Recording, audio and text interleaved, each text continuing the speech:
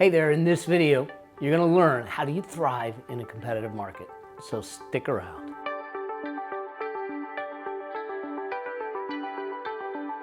Hey there, Mel Abraham here from Thoughtpreneur Academy, and in this video, we're going to talk about how do you thrive in a competitive market.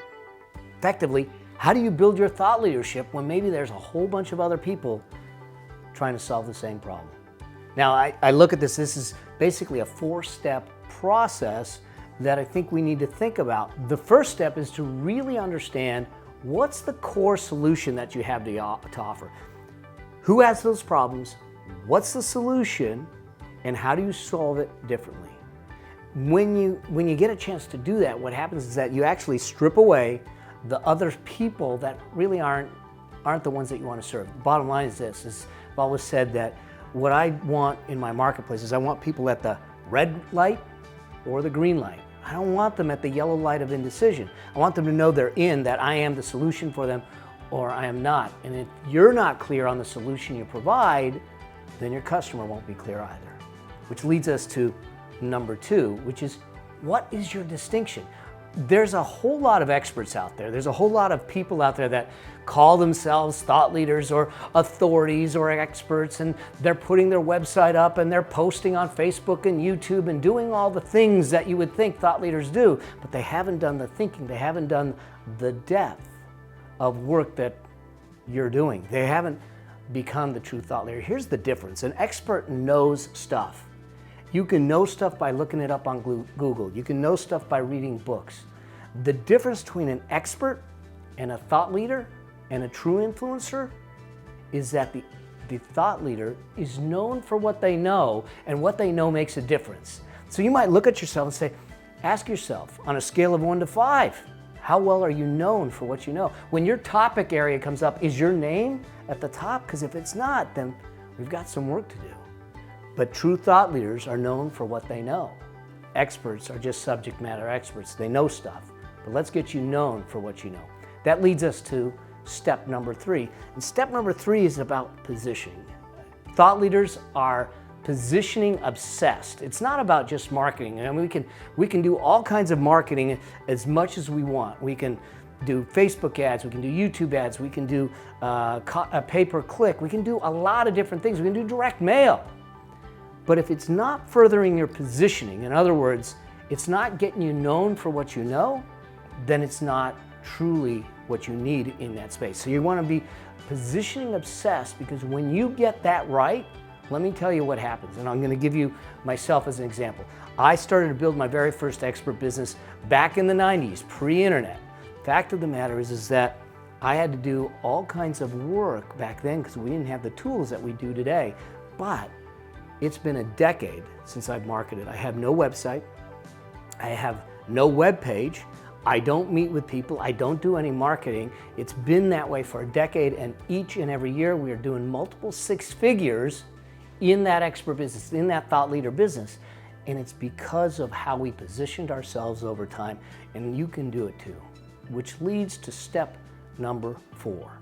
And step number 4 is really about crafting and engineering the customer journey path. In other words, people are going to come into your world from different places.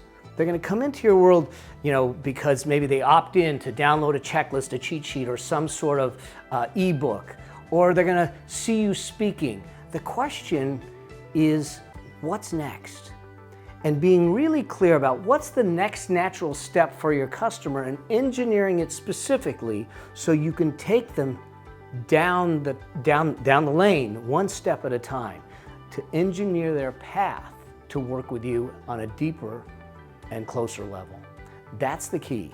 So I think the 4 steps are really getting clear on what solutions that you have to offer are, getting real clear and definitive on what your distinction is, being positioning obsessed with everything you do, and engineering a specific customer journey path that allows them to elevate their work with you over time.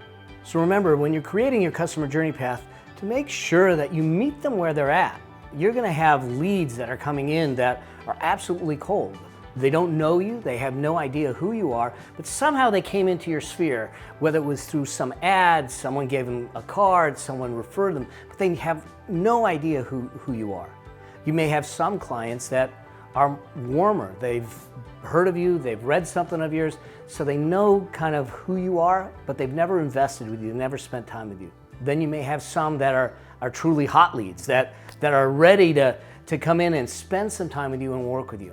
Each one of them needs a different element, a different magnet, a different reason and way to get in. For instance, the cold person, it's going to be about building trust and recognition and everything. So what we need to do is give them something that allows them to see, one, you can get results, two, you're going to build trust, and three, that you're an authentic, sincere person that really cares about the outcome.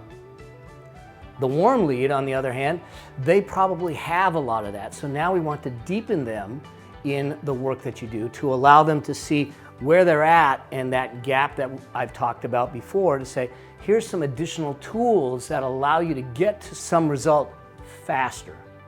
And then the hot leads, they're pretty much ready to invest because they understand the pain, they understand where they want to go, and they understand that there's a gap that you can fill. They understand your solution at a level that they say, let me in. So we just need to give them the access to the solutions and give them a way to work with us closer. So understand that we need to meet wherever our customer is, meet them where they're at and move them along from there. One of the easiest ways to bring people into your customer journey path and start that building of trust, or elevate that building of trust, is to create really, really compelling lead magnets, things that attract them to you like no one else has. All right?